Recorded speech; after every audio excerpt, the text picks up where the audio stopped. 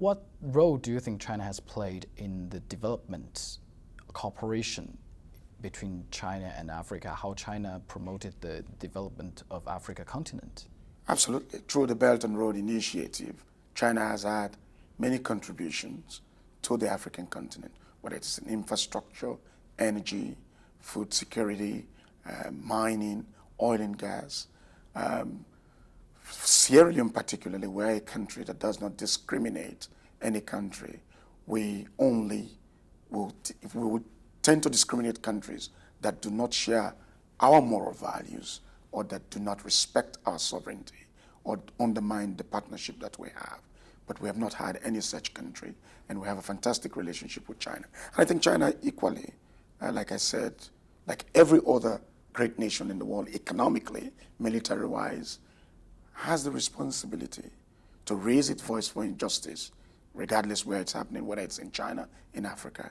It is that sort of global leadership that we expect of the P5s, for example, to give attention to African conflict, like in Sudan and the Sahel, the region we're coming from.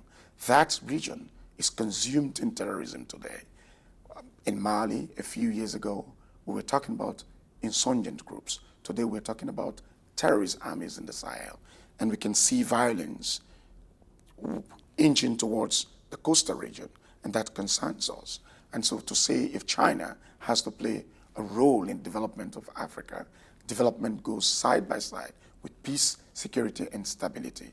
As much as it is very much involved in the economic aspect of our relationship, Africa and China, I think China must join the other civilized nations of this world to ensure that the conflict in Africa are minimized to the barest minimum. And also help Africa in our aspiration for food security, help Africa to mitigate and deal with the convulsions of climate change. And I think everybody is important, and that is why Sierra Leone particularly, our foreign policy is without exclusion, but one that looks for benefit for our people and for the African continent. Your President Bill visited Beijing this February and signed a joint statement on strengthening the comprehensive strategic partnership between China and Sierra Leone. What is your expectation for the future cooperation? Very well. I mean, some of these documents that we have signed may have come, in fact, a bit late, because most of the entails of those documents are on the ground right now being implemented. But of course, we look forward to FOCAC because we signed agreements that have to be consolidated by the two leaders on the margins of FOCAC.